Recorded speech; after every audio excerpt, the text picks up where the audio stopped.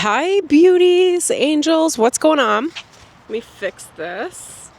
Okay, Stormie Calder here. Good to see you guys. If you're new, I'm your favorite spiritual coach, spiritual mentor, or very soon to be favorite. So tap that subscribe button, hit the bell for notifications, drop me a comment below on what you're going to love from this video, what you love. And yeah. If you are new here as well, I have a free Akashic Records training where if you're interested in Starseeds, you can begin to do your own meditations and learn a little bit more about how to tap into your own Akashic Records, which is the exploration of the soul.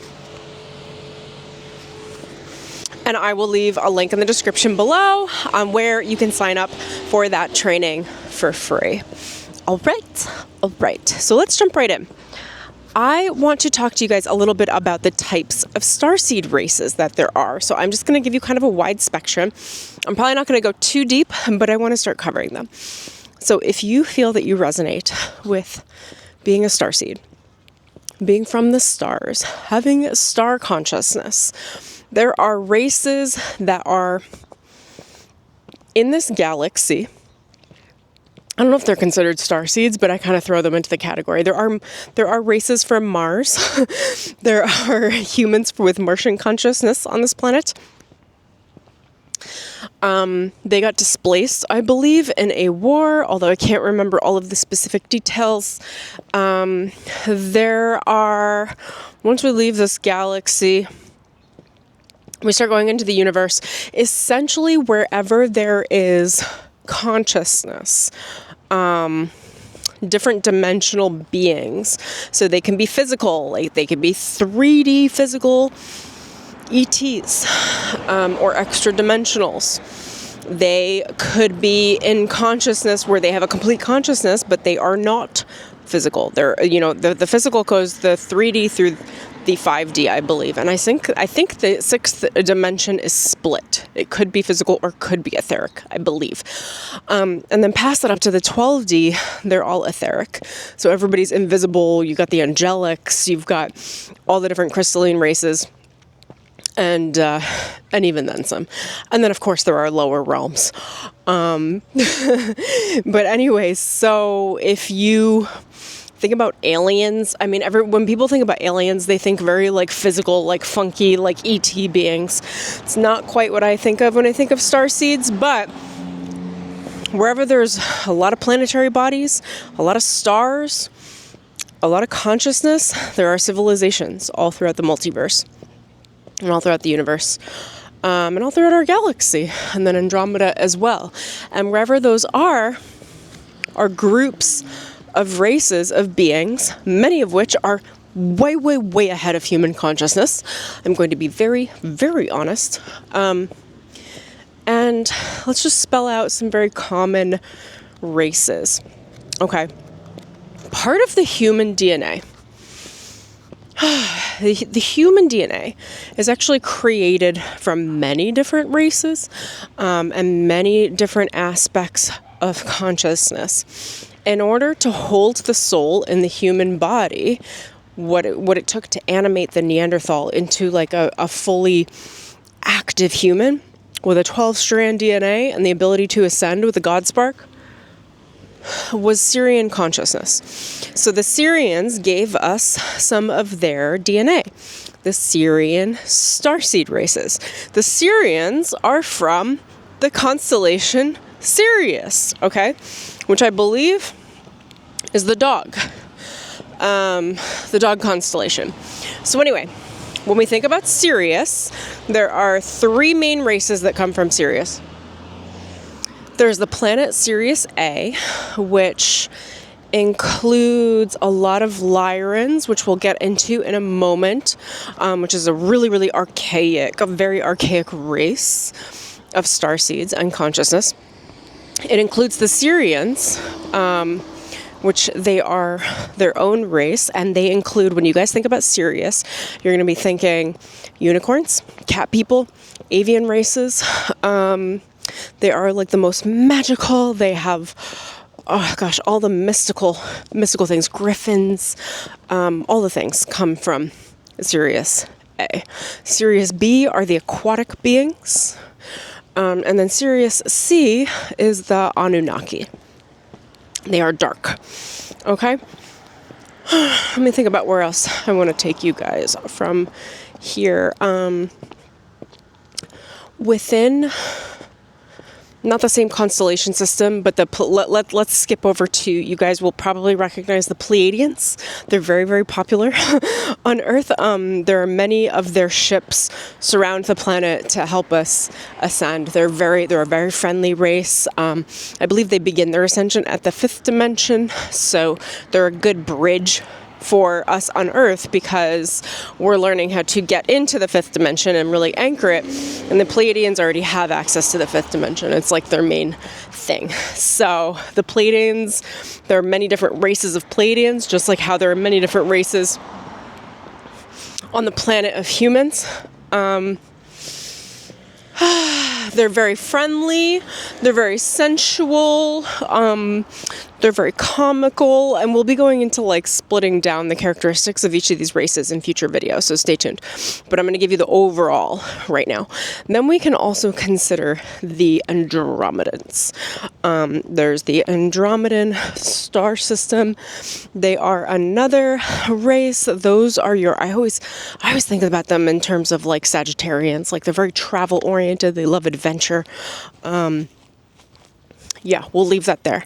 Then we've got the Arcturians. The Arcturians are a very, how would I describe them? I love them. I've had a lot of Arcturian guides in the past. They're very serious. They're very ascension based, but their ascension comes from necessity because they were threatened. They had to ascend in order to escape evil. So their ascension has like a very serious undertone about it. They're highly spiritual. They're very intelligent. They have huge heads and tiny little bodies. They also manage the stargates that we enter and exit planetary consciousness on Earth from when we come into body and leave. That's how we decompress from our life. We go to the stargates, generally speaking, in Arcturus. I've spent a lot of time doing astral work there. Okay, what else did I cover? Let me think real quick. A lot of you guys will have probably heard of the Mintonkins. They're the mermaids. I haven't spent as much time exploring that because. But the Mintonkins are a really beautiful race. They were very privileged for some time until the draconians came and wiped them all out. We won't get into that now. Let me think. What else we've got? We covered Sirius. There are other races in the southern part of the universe as well that I don't know their names because people haven't channeled them, but I've worked with them. I've gone to different planets in my astral body through my astral travel. Actively, not even in dreams, like literally through my journeying work and meditations where I did ascension work with these like steampunk races. They were so cool. They were humanoid, but they had all these gears and gadgets and like flying mechanisms, and it looked like a steampunk Victorian race. It was fun. What else have I done? There's also the Andromedan galaxy. They're generally more angelic in their consciousness. Their auras are like a bright white. I've done a lot of work in Andromeda as well. All very conscious. I've done this all through meditating states through the last 10 years. I have well over my 10,000 hours of astral work through the multiverse, through the universe. Okay, let me think real quick. Are we ready for dark races? What else have we got? Yes. Okay. So I'll give you the dark races. I don't go into them in depth. The only dark race that I really have a ton of information on are the Anunnaki because they've been in direct conflict with me personally. So I've got a lot on them. Generally speaking, they're on Sirius C, I believe, as the planet, although they have their consciousness all over the place. The Anunnaki, similar to the Sirians, are also responsible for humans being born, being activated. The Anunnaki were I'm going to put in big quotes, the gods that created the human body. The Sirians helped activate the soul. Altogether, there was both benevolent and malevolent starseed races that created humanity. Not all Anunnakis are bad, okay? I'd say 20% of them, 10% of them maybe, are real pure and are beautiful gods. They're not gods, they're just like the Sirians. But they carry a lot of consciousness. They are seen as giants a lot of times. There are also giant races, but we won't get into that now. Oh gosh, so they have a lot to do with humanity and enslaving humanity, and I won't get into the details of it, but anyway, you know about that race. There are, a lot of you will hear about, when you think about aliens, you think about like, oh my gosh, what were those UFO sightings, Area 51, stuff like that. Those are the Greys. They have the really big gray heads and those big dark eyes, and it's my understanding that those are actually just prototype suits to help consciousness get through the multiverse. But anyway, there are the Greys.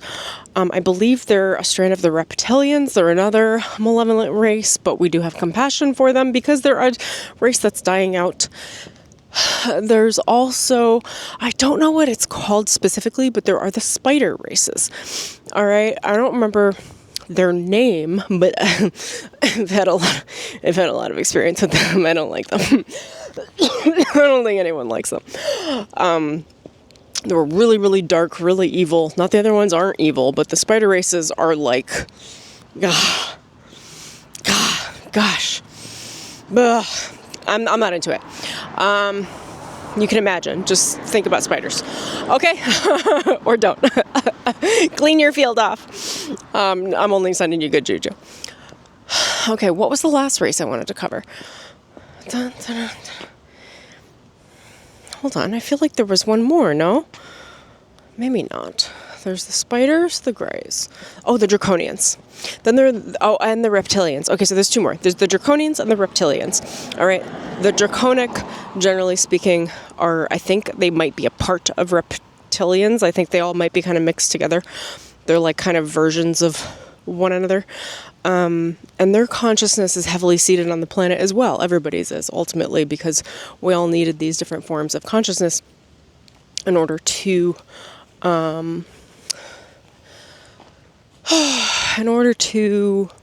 create the planet. We have like one of everything. The dinosaurs are reptilians, right? Okay, so yeah, I don't know. I think they might be mixed. The draconians and the reptilians are kind of from the same clan of things. I don't know how to describe that, but also they can be separate. I'm sure you guys, if you follow any level of conspiracy alien theory, you have heard of the reptilians. I'm not going to go into them because I think the whole thing is just overrated. But they are around.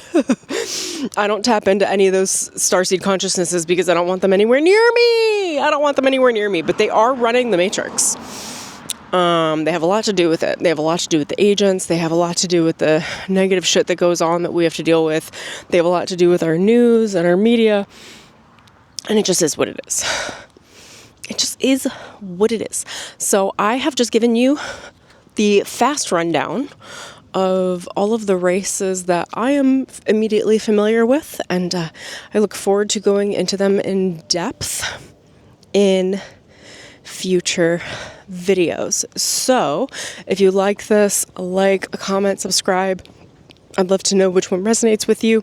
If you have any questions or any ideas around starseed races that you want to chit chat about in the comments, stay tuned for the next video. I'm going to keep the starseed races rolling, and if you missed the last video, check it out somewhere in the card, the description, or go look on my YouTube channel. Alrighty, I will see you guys soon. Thank you so much for joining me. Lots of love. Bye.